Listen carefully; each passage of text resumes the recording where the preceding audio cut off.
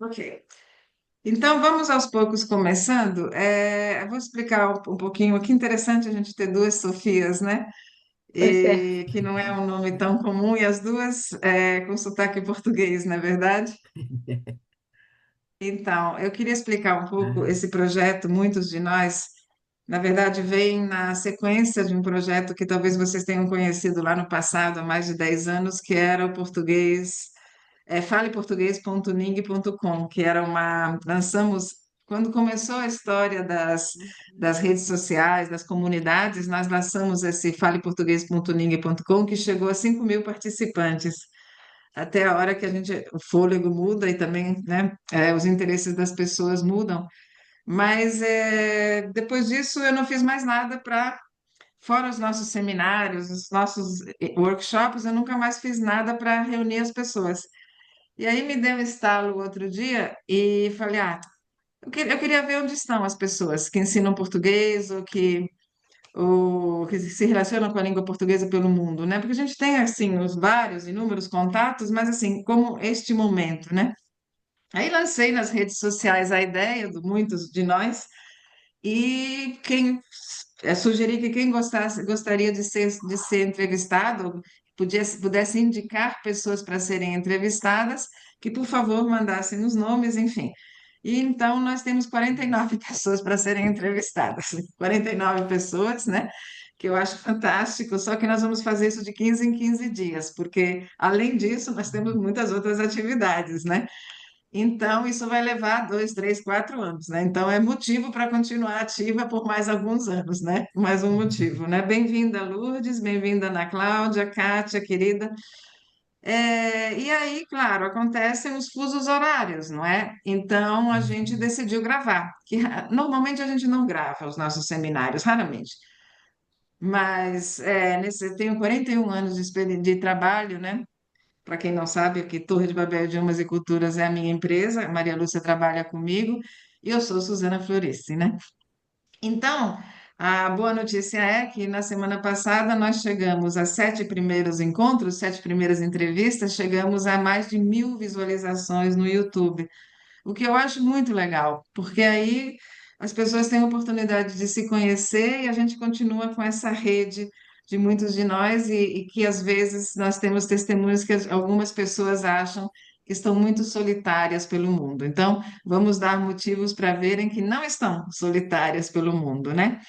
Então, numa brevíssima rodada, então temos eu hoje estou em Recife, a Maria Lúcia está em São Paulo, a Gabriela está no Tennessee, a Sofia está na Inglaterra, a outra Sofia está em Portugal, em Cascais, a Cátia está em São Paulo, a Ana Cláudia está em Fortaleza, Lourdes está em São Paulo. Menina, olha, ó, 70 anos, mas Patrícia está na Itália e a Débora me pegou. A Débora já falou Peguei trocentas na Bahia. na Bahia. Bahia. Na Bahia, Bahia. pronto. E a nossa convidada de hoje, a Sofia Martinho, está aí e ela vai querer falar desse fundo de tela dela. E para saberem, é uma coisa totalmente informal, né? É só levantar a mão, levantar a mão, porque às vezes a gente acaba interrompendo o raciocínio da pessoa, então talvez levantar a mão ajude nesse nosso papo, né? Mas é totalmente informal, nada acadêmico e é realmente para a gente se conhecer, colocar no nosso chat os nossos contatos, né? Quantos e quantos desses nossos encontros, não necessariamente do projeto Muitos de Nós, mas dos projetos anteriores, geraram frutos não só de trabalho, né? Como também de autoria de materiais. Podem divulgar, se vocês têm materiais para divulgar, que vocês sejam autores. O trabalho de vocês, a Kátia sabe, as pessoas que me conhecem sabem, eu sempre digo, há mercado para todo mundo. Então, não é preciso. Ai, Suzana vai ficar chateada. Não, muito pelo contrário. Eu quero que vocês se divulguem, tá bem? A Ana Cláudia e a Patrícia fazem parte, assim como a Maria Lúcia, também de um programa nosso voluntário de ensino de português a refugiados e imigrantes, totalmente gratuito aqui no Brasil, né?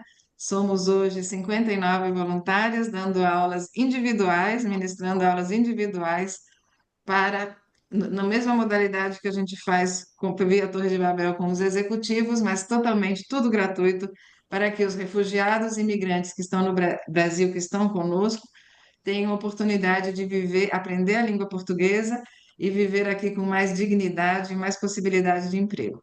Então, temos aqui um misto de pessoas. A Lourdes é especialista em ministrar aulas para surdos, né, Lourdes? Então, sempre uma mescla aqui de pessoas que se conhecem e, quem sabe, podem continuar o contato depois, mesmo os que nos assistem pelo YouTube, né? Depois, mais tarde. Então, Sofia, por favor, fique à vontade, se apresente, comece a falar de você e a gente vai. Eu tenho várias perguntas para te fazer, mas eu quero que você, por favor, se apresente primeiro e obrigada pela oportunidade de te entrevistar.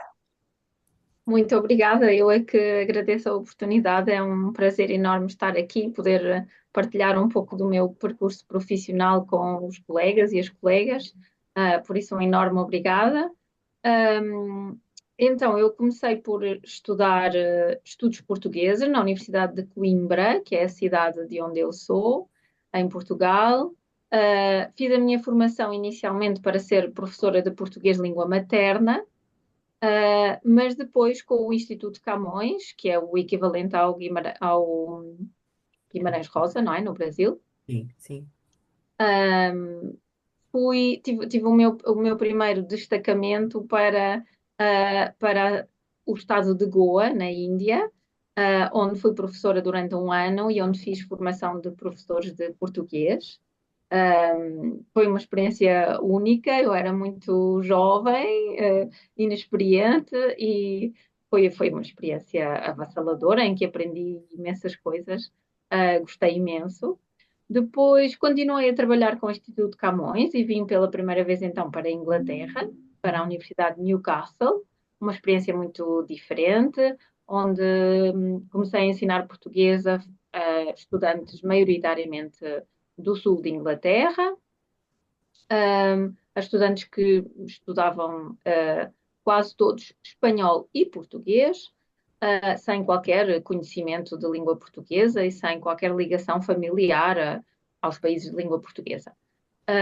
Depois voltei para Portugal durante 3 anos, estive a trabalhar na Escola Internacional do Algarve, a dar aulas de português a estrangeiros também, mas às famílias estrangeiras que vivem no sul de Portugal.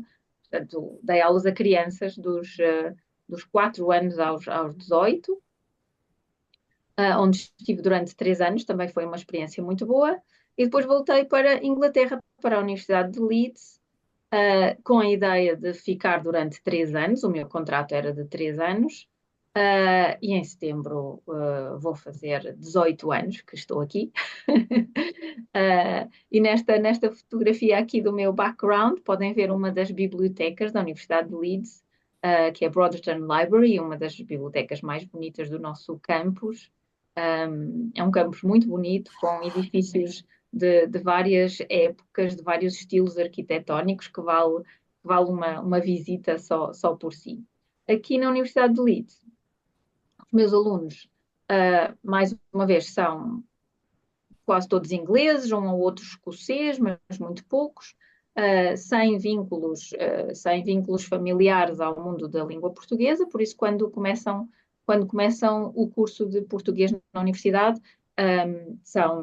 começam no nível de iniciação, mas já estudaram na escola secundária ou espanhol ou francês, porque essa é uma das condições para aceder ao curso de português.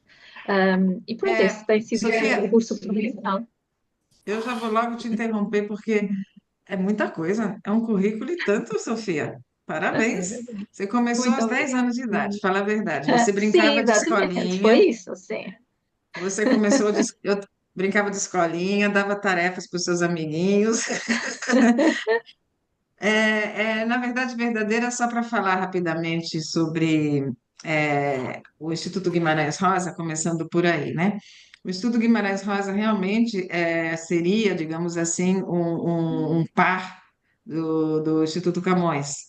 Claro que provavelmente com um trabalho menor do que o Instituto Camões. O Instituto Camões tem uma história mais longa do que o nosso Instituto Guimarães Rosa e tem um propósito do governo português muito forte na divulgação da língua e da cultura, da língua portuguesa em geral, mas da língua portuguesa situada em Portugal, né, e da cultura portuguesa. O Instituto Guimarães Rosa, obviamente, que originalmente teria se chamado Instituto Machado de Assis, não vingou naquela época e finalmente vingou como Instituto Guimarães Rosa, mas claro, com esse roller coaster, essa montanha-russa que a gente vive no Brasil de verbas, né? Agora, pelo que eu estou acompanhando, está passando novamente por uma situação difícil de aportes de verbas. Mas sim, o Instituto Uhum. Guimarães Rosa começou a fazer esse trabalho. Eu sempre elogio muito o Instituto Camões, não só pela abrangência em número de alunos pelo mundo, mas por tudo que faz há tantas dezenas de anos, né? Então, isso sim, quanto ao Instituto Guimarães Rosa. Sobre Goa, nós vamos querer saber muito mais, né? Lógico. Mas eu queria, já te interrompendo, falar um pouco porque você passou pela experiência de português como língua para crianças, né? Para pequenos, né? Para estrangeiros, filhos de estrangeiros que estão no Brasil, né? No Brasil, em Portugal. Sim, Era que nacional? Porque tem muitos ingleses que moram, na verdade, sim, no sul de sim. Portugal. Uhum. Eram maioritariamente ingleses, mas também tínhamos famílias alemãs, famílias dos Países Baixos, e depois um ou outro dos Estados Unidos, um ou outro da Índia, mas sim, a maioria dos meus alunos eram de famílias inglesas. Aí eu perguntaria para a Sofia, né? Porque em Cascais, Sofia, você tem um instituto de línguas, né? Aliás, eu Em preciso Cascais te também há visitar. várias escolas Eu, internacionais. eu trabalho numa das principais escolas de línguas em Cascais, que é o English Language Center. Desculpa o meu nome, eu esqueço-me sempre de tirar aqui o nome da escola, mas estou a usar o Zoom da Não, escola. não tem o menor problema. Eu só queria dizer assim, eu só queria mesmo te perguntar assim, Cascais, porque eu entendo, Sofia, que você estaria falando majoritariamente, só para imitar o português de Portugal, estaria falando mais do Algarve, imagino eu, né? Sim. E em Cascais seriam as mesmas. Tem também crianças na escola, Sofia? Imensas. Há imensas crianças estrangeiras a viver aqui, há imensas famílias estrangeiras e também imensos brasileiros. E a grande diferença é que as crianças estrangeiras normalmente têm aulas de português na escola, integrado no dia escolar. E por isso os institutos de línguas, como aquele em que eu trabalho, acabam por se dedicar mais aos adultos, aos pais dessas crianças e aos adultos que vêm viver para cá. A percentagem de crianças que nós ensinamos na escola de línguas é muito pequena Muito pequeno. e, portanto, é grande Então, parte adultos. Sofia, agora Sofia outra. Sofia um e Sofia 2. Martinho e pronto. Eu sei que no Algarve tem também muitos idosos que se aposentam, que vêm dos países Uhum. frios, né? E Sim. compram terras ou, enfim, compram casas, apartamentos. Você ministrava aula também para essas pessoas, Sofia? Sim, eu dei algumas aulas a nível particular, não é? Aulas individuais a alguns adultos e também a pessoas já reformadas que estavam a viver no Algarve, mas os estrangeiros que moram no Algarve, em geral, não se dedicam muito a aprender português. É claro que eu estou a generalizar, claro que há pessoas que estão muito bem integradas e que falam muito bem português, mas a maioria, eu diria que a maioria dos estrangeiros que vive no Algarve, não fala fluentemente português. Sabe umas frases, não é? Para pedir umas coisas no restaurante, eventualmente uma pequena conversa. As pessoas sentem que não é preciso, infelizmente. As pessoas sentem que não é Infelizmente. preciso falar português porque é possível viver no Algarve falando inglês. Há Sim. todo um mercado para estas pessoas, não é? Há o clube de ténis inglês, há as aulas de equitação que são dadas em inglês, os passeios de barco são feitos em inglês. E, portanto, o que eu sentia quando eu, já estou a falar há 20 anos, não é? O que eu sentia era que quem chegava com alguma energia e motivação e tentava aprender um pouco, mas rapidamente percebia que não era verdadeiramente necessário e perdia um pouco a motivação. E isso também se sentia na altura na Escola Internacional do Algarve com as crianças. Portanto, os mais motivados eram os meninos e as meninas que tinham acabado de chegar. Sim. Uh, So- Sofia, vamos dividir isso aqui, essa sua experiência, em partes, em blocos, né? Vamos falar desse primeiro bloco, né? Alguém tem alguma pergunta para fazer para a Sofia sobre esse primeiro bloco, digamos assim, da experiência dela, da rica experiência da Sofia? Alguma pergunta? Querem fazer algum comentário? Ou passamos para o próximo bloco? Então, agora o bloco que não quer calar. Goa. Eu sou totalmente ignorante sobre Goa, a Índia em geral. E se você pudesse primeiro começar nos dizendo e nos contando como que você entra pelo Instituto Camões. Você se uhum. inscreve em um curso, você precisa de um diploma específico, como funciona esse trabalho, Sofia? Então, as candidaturas ao Instituto Camões, eu diria que são bastante complexas e não é um processo fácil, tem várias fases não é, no recrutamento. Primeiro faz-se uma candidatura inicial, há uma seleção por currículo e experiência, e depois dessas pessoas, algumas passam à segunda fase, que é um exame escrito. O exame tem normalmente três partes: uma de didática, uma de, vamos dizer, língua e linguística e uma de cultura portuguesa. Porque o Instituto Camões pretende que a pessoa que vai ser leitor ou leitora vai ser professor, mas também vai ser um agente cultural, ou seja, vai organizar eventos culturais, não é? Cultura num sentido muito lato. E, portanto, o exame escrito tem estas três fases, normalmente. Varia, não é? Mas normalmente tem estas três fases. E depois, então, das pessoas que fazem exame, algumas passam à terceira fase, que é a fase da entrevista. E depois dessa entrevista sai uma lista final tem uma ordem pelos pontos que as pessoas conseguiram ao longo das três fases.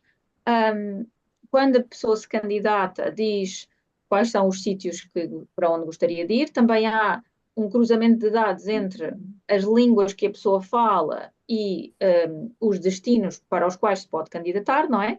Por exemplo, há países como os Países Baixos, em que, obviamente, saber a língua local é uma vantagem, mas não é obrigatório, a pessoa pode se candidatar com o inglês, mas há outros países em que a língua é um requisito obrigatório. Por exemplo, não é possível uma pessoa que não sabe francês candidatar-se à França, ou uma pessoa que não sabe italiano candidatar-se à Itália. Portanto, depende um pouco dos países. E, portanto, eu acabei o meu curso na Universidade de Coimbra, fiz o meu estágio pedagógico, a minha formação para ser professora, e depois então candidatei-me ao Instituto Camões, e o lugar que me ofereceram foi Goa, e foi assim que eu fui aterrar com 23 anos, acho eu, em Mas, Goa. Sofia, me diga uma coisa, eu tenho uma curiosidade imensa. Então, você olhou para a lista e falou, Goa? Ou você... Não, não. Eu tenho que ser muito sincera. Goa não estava sequer no meu pensamento. A África e a Ásia não estavam nos meus pensamentos. Eu estava a tentar candidatar-me a um posto em Itália. Durante a minha licenciatura, eu estudei um ano em Itália. O meu ano de intercâmbio foi em Itália, portanto, o meu italiano era bom na altura. Portanto, eu queria ficar na Europa. Mas eu não tinha experiência nenhuma de ensino, não é? Portanto, no processo de seleção eu não tinha muitos pontos na parte da experiência, porque eu era muito jovem, estava a começar. Então, mas também para minha surpresa na altura, eu fui avançando nas várias etapas de seleção e consegui chegar ao fim. Quando cheguei ao fim, perguntaram-me se eu queria ir para a Namíbia, E eu disse que não estava, não, pronto, que a África não estava nos meus planos, muito obrigada, mas não. E pensei que esse era o fim, pronto, o fim desta história, porque então eu estava a recusar uma vaga, então achei que não me iriam oferecer mais nada. E depois, então, a segunda proposta foi Goa, que eu aceitei. Sofia, há diferenças de salário?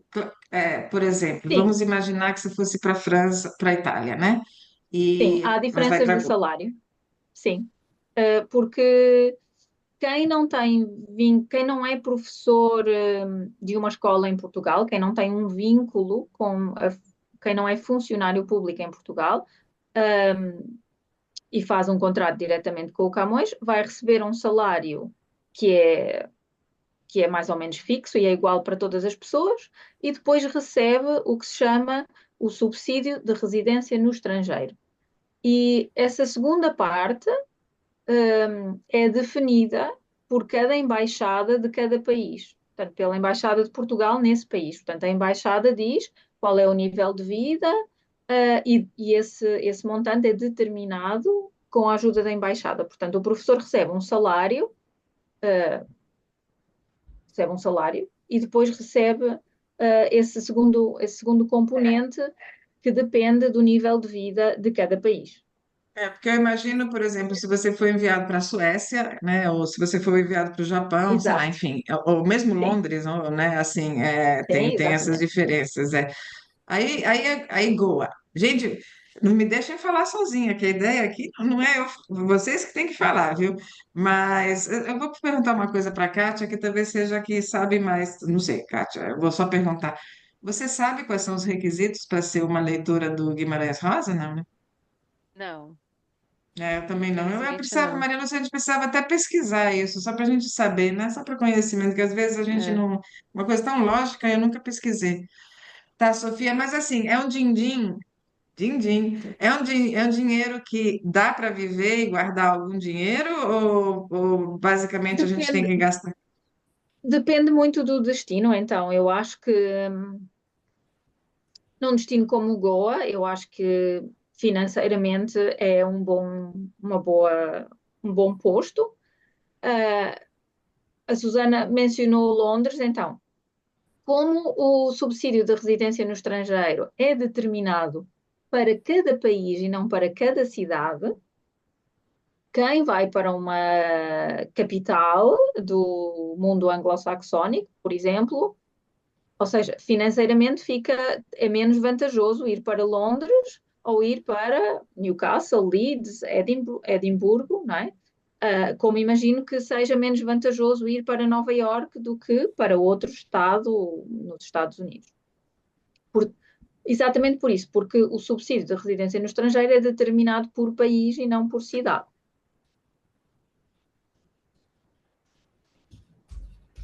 Vamos chamar a Gabriela aqui para a nossa conversa. Gabriela, você está há quanto tempo no Tennessee? Eu já estou há 22 anos no Tennessee, morei em Chicago antes disso por 3 anos, então há 25 anos de Estados Unidos, né? E eu me mudei do Tennessee, de Chicago para a Universidade do Tennessee. Lá em Chicago, eu estudei no college. E aí, quando eu vim finalmente para o Tennessee, nós viemos como residentes, então foi bem mais fácil em termos de pagar a mensalidade, porque daí baixou muito, né? Porque eu tinha os planos de, em Chicago, fazer o meu mestrado em linguística, mas aí vimos o custo e então eu decidi esperar um pouquinho para chegar no Tennessee como residente, então eu pude fazer o meu mestrado. E já trabalho na Universidade do Tennessee como professora de português e espanhol, já trabalho vai fazer 12 anos agora que eu comecei. Mais no português do que no espanhol. No espanhol faz 4 anos agora que eu ensino espanhol, sim. Lá em Chicago, foi na Northwestern? Não. Não, foi na. Eu estava. eu tinha contatos na University of Illinois. Hum, E então fui assistir aulas e tal. Fui muito ajudada por uma das professoras do college, que então me apresentou para o pessoal todo lá do mestrado. Então, foi uma experiência excelente. Mas como a gente estava certo que nós nos mudaríamos para o Tennessee, então eu resolvi então fazer cursos específicos que eu escolhi no college e até chegar no Tennessee e aí me inscrever para o mestrado aqui, porque aí, como eu não me mudaria mais, né? E com a possibilidade de pagar muito menos pelo meu mestrado, então foi a foi aí. opção ideal para mim, para a família, né? E Legal, é, legal, legal, legal. Eu imagino Chicago, eu adorei Chicago. Eu fui para é, dar um seminário na Northwestern, justamente, sobre aham, português, sobre o ensino de português para os refugiados, né? E é. eu amei Chicago. Vamos voltar para a Sofia e para Goa. Vai, Sofia, queremos saber de Goa. Então, foi uma enorme surpresa em todos os aspectos. Eu não é? Nunca tinha estado na Ásia, era muito jovem, ah, trabalhava a partir do consulado de Portugal em Goa, portanto, o meu escritório era dentro do consulado, não era numa universidade, como hoje é, o Centro de Língua Portuguesa do Instituto Camões de Goa, hoje, já não está dentro do consulado. Havia muito interesse em aprender português por razões muito diferentes. Algumas pessoas queriam recordar o português que tinham aprendido na escola em criança, por exemplo, não é? Só para dar uma ideia às pessoas que, não é? Goa voltou, não é? Goa voltou a ser parte do Estado da Índia, deixando de ser uma colónia de Portugal em 1961. Portanto, já foi há algum tempo, mas não foi há séculos. Então, quando eu estava em Goa, havia ainda pessoas que tinham feito a escola primária em língua portuguesa e havia ainda uma comunidade que falava português em casa. Foi muito interessante também viajar para o outro lado do mundo e encontrar pessoas com tanto carinho, tanto amor pela cultura portuguesa, por alguns ícones quase do folclore português, não sei, pessoas que tinham galos de Barcelos em casa, uma Nossa Senhora de Fátima em casa, não sei, entrar numa casa e ver coisas que eram parecidas com a casa da minha avó, por exemplo, em termos de decoração. Isso foi muito interessante, não é? Mas também, por outro lado, uma experiência muito enriquecedora, porque não é, ao mesmo tempo também uma cultura muito diferente, a cultura hindu, todos os outros ritos. A nível linguístico é super interessante, porque as pessoas, não é, é um país onde as pessoas são sempre multilingües. Todas as pessoas falam mais do que uma língua, sempre. Eu nunca me cruzei com alguém que só falasse uma língua. Isso é extraordinário e maravilhoso, não é? Porque, por exemplo, em Goa, as pessoas. Normalmente, as pessoas na escola aprendiam sempre inglês e hindi. Na altura, estavam a começar a valorizar o Konkani, que é a língua local de Goa. Aprendiam também uma língua de um estado vizinho, do Karnataka ou outro estado vizinho da Índia, e depois aprendiam uma língua estrangeira, considerada estrangeira na escola, e aí poderiam escolher ou o francês ou o português. Eram as línguas que as escolas secundárias ofereciam às crianças locais. Por isso, desde as crianças às pessoas mais velhas, todas as pessoas em Goa falam sempre mais do que uma língua. E trocam de uma para outra consoante a pessoa com quem estão a falar, e isso é realmente super interessante. Como se chega fisicamente a Goa? Eu sei que é de Então, avião, mas eu... de Portugal, eu fazia Portugal, Europa Central, Portugal, Suíça, Portugal, Amsterdão, Portugal, Paris, Lisboa, Paris, ou Lisboa, sim, Zurique, depois para Bombaim ou para Delhi, e depois um voo interno, ou de Delhi ou de Bombaim para Goa. Legal. Era quase um dia de viagem. Dentro da minha, continuando com a minha ignorância, é, o nível de vida em Goa, qual é mais ou menos assim? Eu não sei porque eu penso na Índia, eu sempre penso em muito pobre, normalmente, a Então, Índia. Claro mudou que, mudou muitíssimo nestes 20 anos, não é? Quando eu fui trabalhar para a Índia era muito baixo. Então, comparado com o nível de vida na Europa, tudo parecia ser muito barato, não é? Comer no restaurante, viajar, comprar roupa, fazer compras, tudo parecia muito barato. Eu estive em Goa em janeiro, e as coisas mudaram muito. Há muitas coisas que são mais caras do que na Europa neste momento. Também há coisas que continuam a ser muito baratas, mas mudou muito. O poder de compra das pessoas também aumentou. Há coisas, por exemplo, agora em Goa há Starbucks, não é? Que há 20 anos não havia, e um café no Starbucks de Goa custa o mesmo que custa em Londres. Por isso, sim, depende muito do que as pessoas, que tipo de viagem e que tipo de estadia querem fazer em Goa. tá, mas Mas agora que Goa é dos estados mais ricos da Índia. Goa é um dos estados com maior poder de compra dentro da Índia. Comparativamente, portanto, dentro do continente indiano, em geral, as pessoas em Goa vivem relativamente bem. e de quando você esteve lá a primeira vez para janeiro agora, você sentiu, por exemplo, que menos gente fala português? Ahm, Menos pessoas falam português, considerando português a sua língua materna ou a sua língua primeira, não é? Porque essa geração, não é? Foi envelhecendo e foi morrendo naturalmente.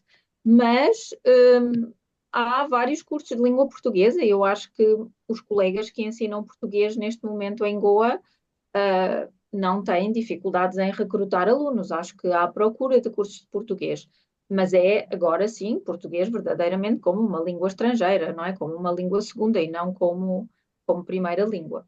Mas português do Brasil ou português de Portugal? Então, na Universidade de Goa, a Universidade de Goa tem uma professora, penso que sim, tem uma professora do Brasil e tem o leitor do Instituto Camões de Portugal e tem vários professores locais, portanto, professores indianos que ensinam português, estudos portugueses, literatura brasileira, literatura portuguesa, sim. Onde eu É. estive recentemente, em que havia uma colaboração maravilhosa entre o leitor do Instituto Camões e a leitora de Guimarães Rosa, foi na ilha de São Tomé. Ah, Na sim. Universidade de São Tomé, a Universidade de São Tomé, estive lá há cerca de um mês, tem um leitor do Instituto Camões e uma leitora do Guimarães Rosa e eles trabalham colaborativamente em tudo. É maravilhoso, organizam conferências juntos, lançaram juntos a primeira revista académica de língua portuguesa de São Tomé e Príncipe, do país, em conjunto. Foi um prazer conhecê-los, a eles, e ver a forma maravilhosa como colaboram. Então, eu tenho muita vontade de ir a São Tomé e Príncipe pela natureza. Na verdade, eu gostaria de conhecer todos os países de língua portuguesa, obviamente da CPLP, né? Mas Goa também tem essa característica da natureza. Para São Tomé e Príncipe é um sonho, né? As fotos que eu vi. Sim, sim. São Tomé e Príncipe é um paraíso natural, em particular a Ilha do Príncipe, que está ainda muito intocada e bem cuidada. A Ilha do Príncipe é realmente um paraíso natural. Goa também tem essa parte, tem várias cidades, naturalmente, tem partes mais desenvolvidas, mas também tem ainda parques naturais, muito bonitos e bem conservados e quando uma pessoa dirige por Goa, não é? Há sempre estas palmeiras maravilhosas e o mar, e sim, também é muito bonito. A natureza em Goa é muito bonita. Então, Sofia pergunta aqui no chat. É verdade que em Goa há famílias antigas de origem portuguesa que ainda falam português em casa como língua de elite? Isso é uma pergunta um pouco política. Ah, o que é que queremos dizer com língua de elite? Então, eu diria que algumas famílias desejam manter a língua portuguesa e outras coisas, como talvez usar roupa que nós identificamos mais com a Europa, por exemplo, ou comer com talheres à mesa. Não é? Há um gosto grande por instrumentos como o violino, o piano, que são coisas que as pessoas ligam à Europa e a Portugal.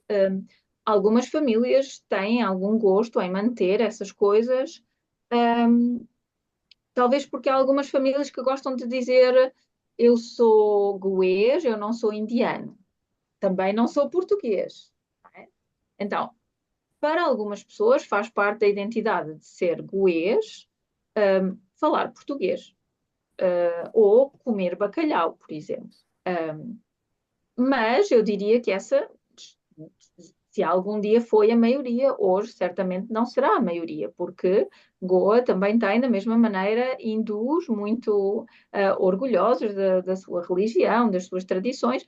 Tem agora a crescer a comunidade muçulmana também, que há 20 anos não era muito visível e que agora é um pouco mais. Um, uma das coisas que eu gosto muito de Goa é que, além de ser um espaço completamente plurilingue, é de facto um estado onde eu acho que as várias comunidades religiosas se dão muitíssimo bem, pacificamente e de uma forma muito bonita e feliz. Quando eu vivia em Goa, eu aluguei a casa a uma família, vamos dizer, com um apelido português, por exemplo, não é? Em Goa também, não é? Há pessoas que se chamam Sequeira, Ribeiro, etc., não é? E depois há outras famílias que têm um nome que nós associamos ao imaginário indiano. E os meus senhorios eram católicos, de nome Garcia, portanto, tinham alguma ligação a esse mundo do passado, vamos dizer assim, dos tempos coloniais. Mas frequentemente eram convidados para ir a casamentos hindus, por exemplo. E eles convidavam os amigos hindus para as festas católicas e eles, católicos, eram convidados para as festas hindus dos amigos. Portanto, isso era uma coisa muito bonita de se ver em Goa, essa convivência plurilingue. Miscigenação, né? Sim, exatamente, multicultural e Sofia, também religiosa. você aprendeu outras línguas lá? Então, eu tive aulas de Konkani, um, tive aulas de Konkani, que é a língua de Goa, que infelizmente foi proibida durante o período colonial e que estava um pouco apagada e que há esforços agora para retomar esta língua, mas aprendi muito pouco, já não me lembro quase nada, mas tive aulas particulares, porque sim, queria aprender e acho que também é uma forma de respeitar o sítio onde estamos, Sim, não é? sim.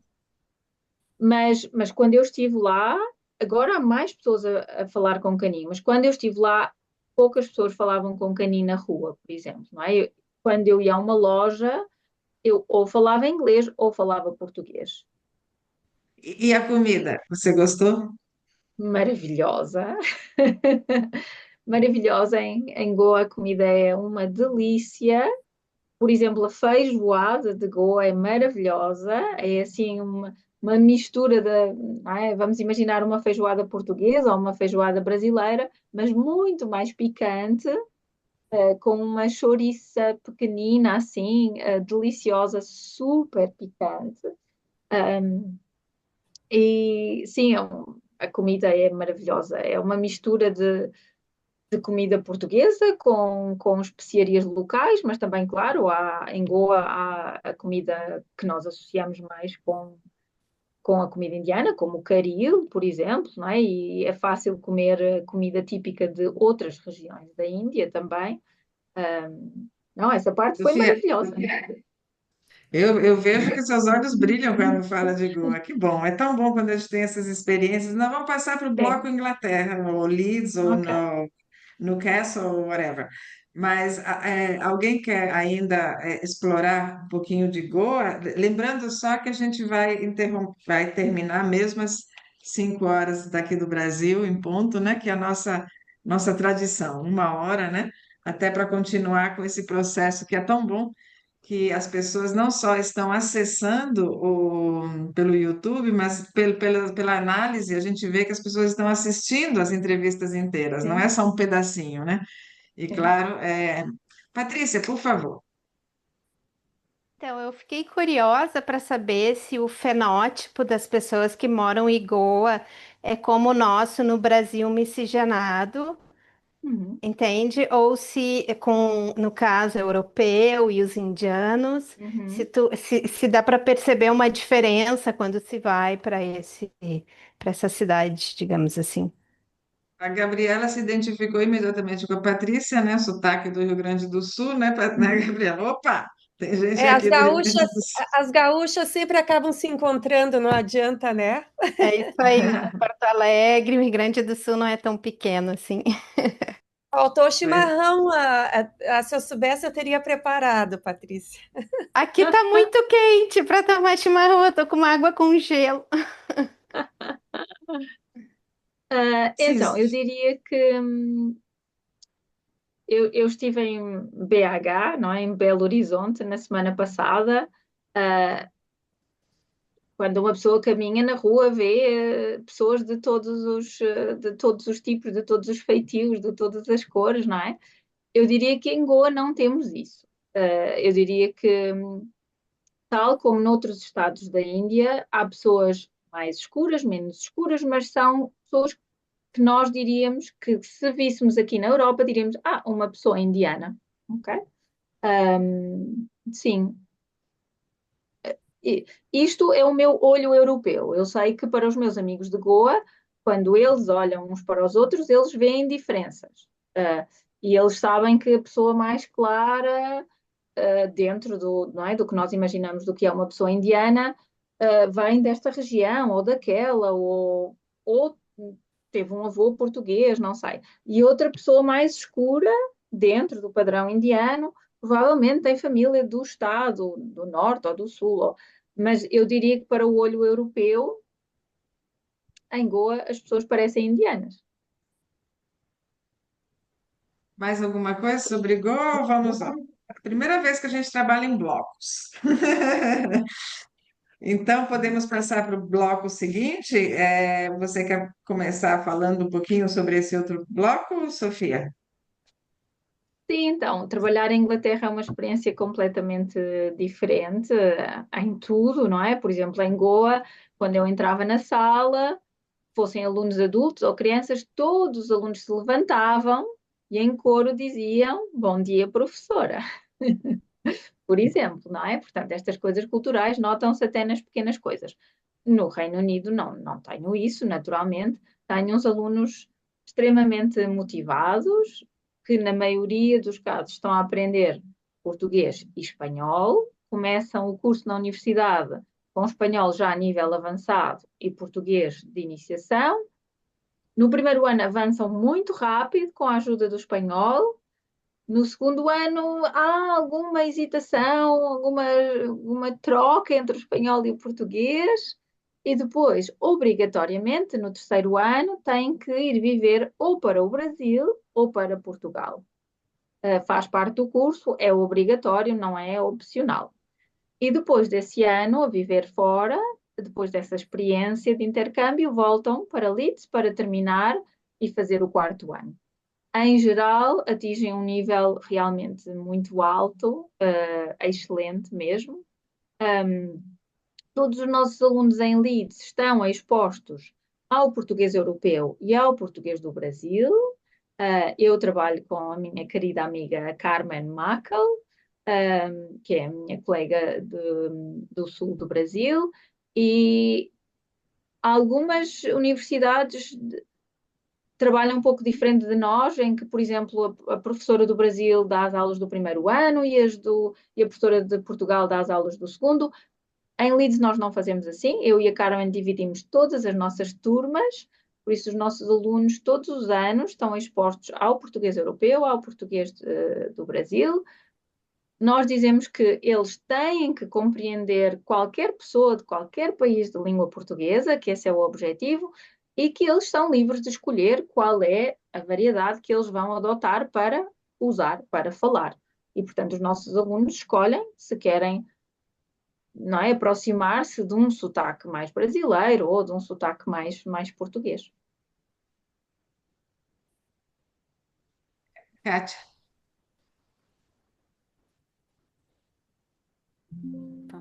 Obrigada. Eu ia te perguntar justamente isso, Sofia.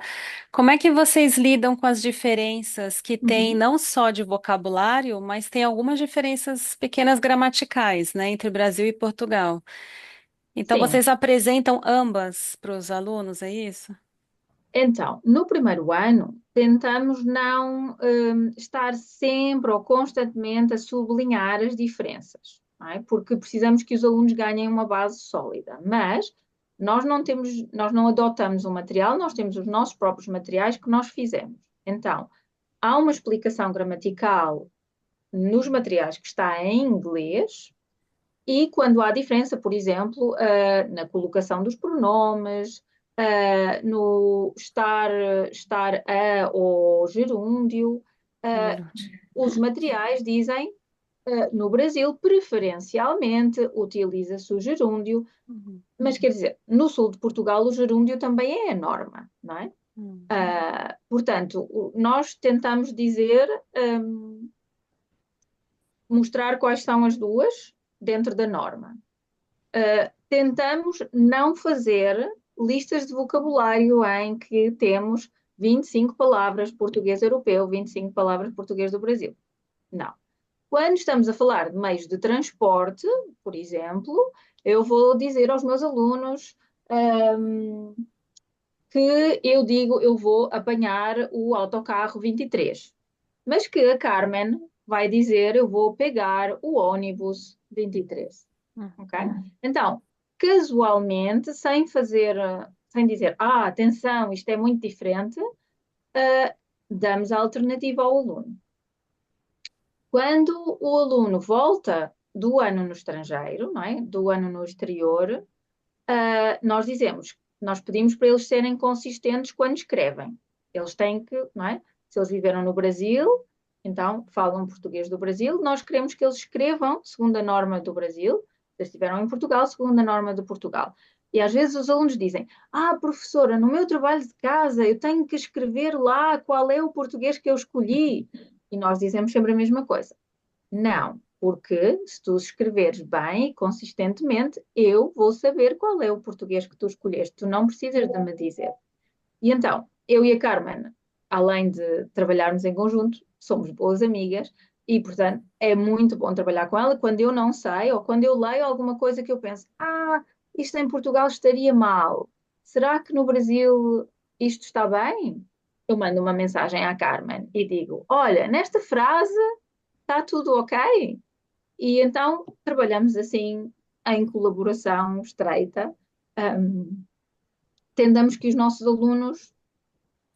Eu sinto que os alunos só podem escolher conhecendo, não é? Como os ingleses dizem, an informed decision, não é? Para eles tomarem uma decisão informada, eles têm que conhecer as duas e depois eles são livres de escolher quais é que que português eles querem falar, não é? Eu tenho pena de não saber mais sobre o português de Angola, mais sobre o português de Moçambique. Tentamos utilizar textos dos outros países de língua portuguesa e temos músicas dos outros países de língua portuguesa,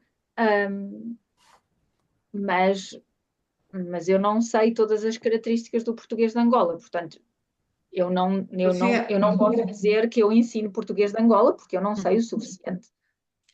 é só uma coisinha. Maria Lúcia, dá uma olhadinha lá no teu celular, que tem uma emergênciazinha aí, você dá uma olhada? Sofia, eu ia justamente me estender um pouquinho sobre isso de português de Angola, Moçambique, Timor, etc., né? No seguinte sentido, Minha sobrinha, que mora em Portugal, que nasceu e mora em Portugal, fez Erasmus em Macau, né? Ah, que Então, interessante. existe existe talvez ainda essa possibilidade. A pergunta se estende nesse sentido, não com o Erasmus, mas enfim. Uhum. E se eles quisessem fazer esse período fora, fazendo no Timor ou em Uhum. Angola, seria possível Sim, também? então, isso é possível, é possível. Nós, universidade, organizamos intercâmbio com uma lista vasta de universidades em Portugal e no Brasil. E, portanto, se eles quiserem estudar, têm que ir para uma dessas universidades com quem nós temos um convênio. Mas há a possibilidade de os alunos trabalharem, fazerem um estágio, uma experiência profissional. A experiência profissional pode ser feita em qualquer país de língua portuguesa. Ah, eles têm que nos apresentar a proposta, têm que dizer para quem vão trabalhar, quais vão ser as tarefas que eles vão desenvolver, e eu, como neste caso chefe de departamento de espanhol e português, não é? Nós, como a faculdade, tem de aprovar.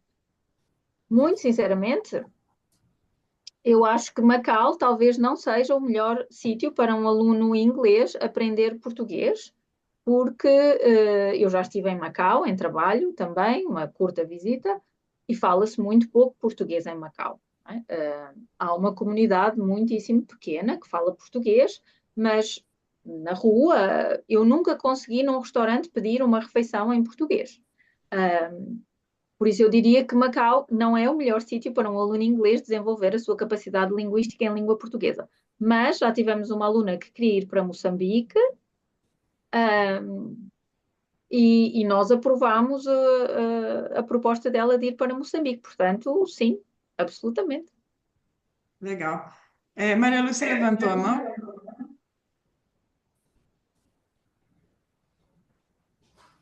O microfone está fechado, Maria Lúcia. O microfone está fechado. Que você nos dissesse, Sofia, os alunos que vêm ao Brasil, Uhum. quais são as cidades, ou há uma necessidade de ser exatamente algumas cidades, ou eles escolhem, como é essa seleção? Então, mais uma vez, se eles quiserem trabalhar, podem ir para qualquer cidade trabalhar. Uh, Nós temos convênio com a PUC do Rio de Janeiro, com a Universidade de São Paulo e com a Unicamp. Portanto, estes são as três universidades para onde os nossos alunos podem ir estudar. Mas podem ir trabalhar e viver em qualquer parte do Brasil à sua escolha. Ah, perfeito. Porque o que Existe acontece com isso, Pode oh, falar. perdão, Suzana, porque o que acontece com isso, né, Sofia, é também aquele regionalismo aqui no Brasil, né? Sim, sim, sim, Que eu por sei. isso que me ocorreu essa pergunta, Sim, sabe? sim, sim. Então, isso seria muito forte, né? Um ano Sim, sim, no aqui. ano passado, no ano passado tivemos uma aluna que estudou na Universidade de São Paulo e veio Sim, com um sotaque lindíssimo, com um R muito carregado. Ela teve uma experiência excelente, fez bons amigos, integrou-se muito bem. Eu acho que ela viveu uma vida brasileira, foi maravilhoso.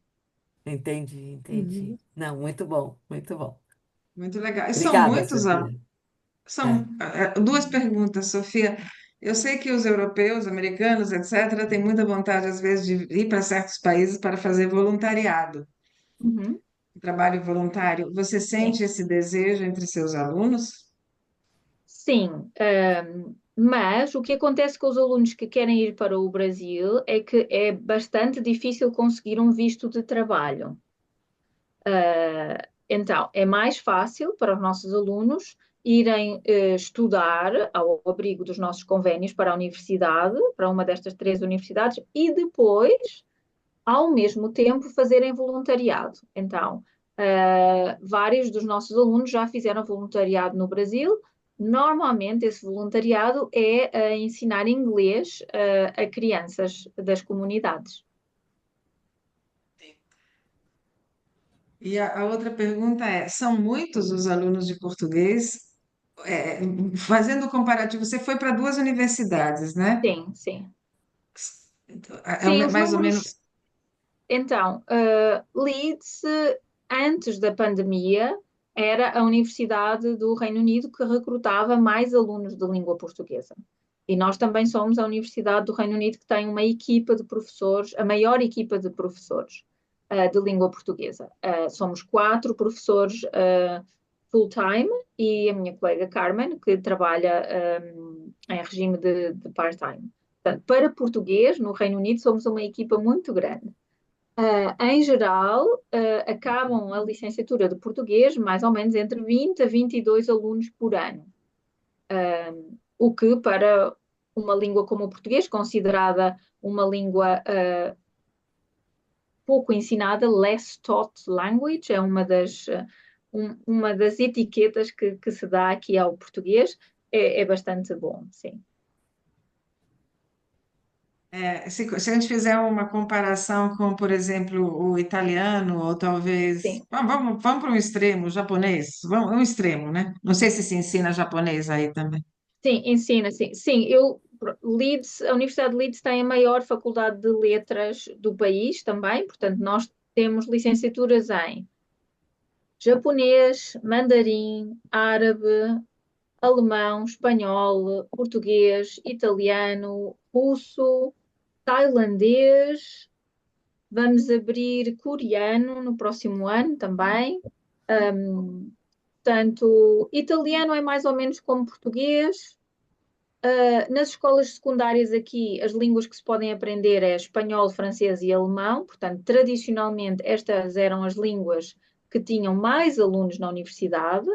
Agora, o francês perdeu muitos alunos, o alemão tem pouquíssimos alunos, mesmo muito, muito poucos, tanto que o governo lançou um programa de promoção do alemão, porque o governo sente que o país precisa de pessoas que sabem falar alemão, por questões políticas, de negócios, etc. As línguas que têm continuado, que não estão a perder alunos, são o mandarim, e o espanhol.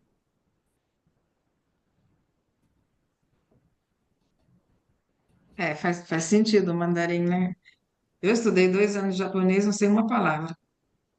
Assim, não, É tem coisas difícil. que ou você aprende na infância, né? Tocar piano, por exemplo, não, você aprende quando você ainda tem muita mobilidade, e essas línguas é complexo, bem complexo, né? Sim. Que não é o alfabeto, né? Alguns dos melhores alunos que eu já tive estudavam chinês, mandarim, chinês não, peço desculpa, mandarim e português. Licenciatura em português e mandarim.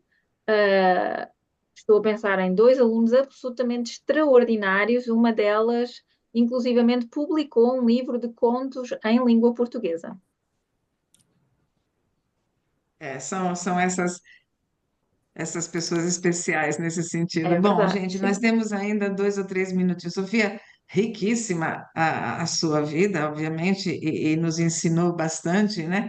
Mas se alguém quiser ainda fazer uma pergunta, a gente ainda tem. Eu só queria relembrar que a nossa próxima entrevista vai ser no dia 27 de agosto, porque na primeira quinzena de agosto nós vamos fazer um seminário separado do projeto Muitos de Nós, sobre um instituto que se chama Zen Câncer, que trabalha com famílias que passaram pelo processo do câncer, vão fazer um seminário sobre, e que são parceiros nossos no nosso trabalho voluntário. E publicaram 2 livrinhos para crianças que passaram pelo câncer. Então, nós vamos fazer um seminário sobre esse trabalho deles, como usar esse material autêntico em aulas de português para estrangeiros, especialmente com famílias que passam por essas situações delicadas, né? Então, na segunda quinzena, nós vamos entrevistar uma jornalista, amiga nossa de São Paulo, chamada Gisele Cabrini. Não sei se a Kátia chegou a conhecer, uma pessoa muito próxima da Torre de Babel. E vai ser no dia 27, às 11 horas da manhã, horário de Brasília. Então, se alguém tiver interesse em participar, depois me manda um e-mailzinho, tá? Às vezes eu acabo convidando pessoas que não se inscreveram, mas no geral eu tento ir somente para não encher muito a caixa postal de todo mundo, mas estamos sempre ali no YouTube, né? Então, a próxima vai ser a nossa nona entrevista, né? A Patrícia está dizendo, adorei, Sofia, foi uma viagem internacional para Muito obrigada. Eu adorei a É, oportunidade e se alguém quiser fazer projetos internacionais online com a Universidade de Leeds e com os vossos alunos, por favor, entrem em contacto. É sempre mas um gosto põe colaborar com pessoas.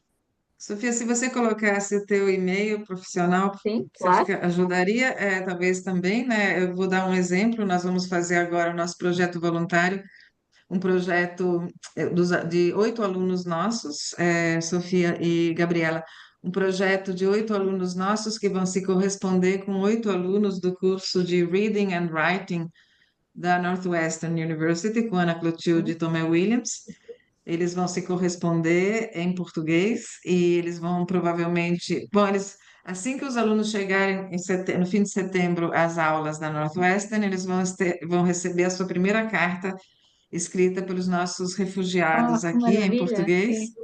e depois eles vão seguir nessa comunicação. Vão decidir o que eles vão querer fazer, provavelmente vão querer ler um conto ou ler uma história, um livro sobre refugiados, e vão dialogar entre eles e vão colocar tudo isso no website, e vai gerar um livro que vai ser lançado no Brasil e em Chicago, na Northwestern, né? Tá. Então, são trabalhos que vão aparecendo. Foi justamente Ana Clotilde, é uma conhecida antiga nossa, e foi um trabalho que apareceu justamente numa conversa dessas, quando a gente acabou a nossa entrevista com a Ana Clotilde, que foi a quinta ou sexta entrevistada, querida Ana Clotilde, não sei se vocês conhecem, um trabalho belíssimo na Northwestern University, e agora está envolvida em mil coisas, né? No EMEP, né? Encontro Mundial de Ensino de Português, enfim, mil coisas. Então aparecem esses projetos. Então, por isso que é importante que a gente tenha o contato umas das outras. Gabriela, se você quiser também colocar o seu contato, todo mundo que Sim, quiser sim, colocar sim, eu vou colocar ali aqui. para as pessoas anotarem, né? Mas de qualquer forma, não é nenhum segredo. E se a pessoa não tiver anotado e quiser depois saber o contato, é só me mandar uma mensagem que eu respondo, né? E pronto, então vocês têm aí. Mais uma vez, obrigada por terem estado Muitíssimo conosco. obrigada. Eu é que agradeço esta oportunidade. Foi um prazer conhecer a professora Susana pessoalmente online, Mas de quem eu you já never tinha muito know. ouvido falar, muitíssimo, por isso foi um enorme prazer. Muito obrigada. Obrigada a vocês e sigamos, né? Espero Sim. poder vê-las em outras oportunidades. Muito Muito obrigada. obrigada pelo convite, pela oportunidade. Eu me sinto privilegiada de ter passado essa hora da minha tarde com vocês. Valeu muito a pena. Sofia, eu viajei com você e obrigada por abrir nossos horizontes em relação ao ensino da língua portuguesa. Muito importante ter o seu testemunho. Então, obrigada, gente. Muito Tá? obrigada. Abraço a Muito bom, todos, a obrigada. todas. Beijos, tchau. Obrigada.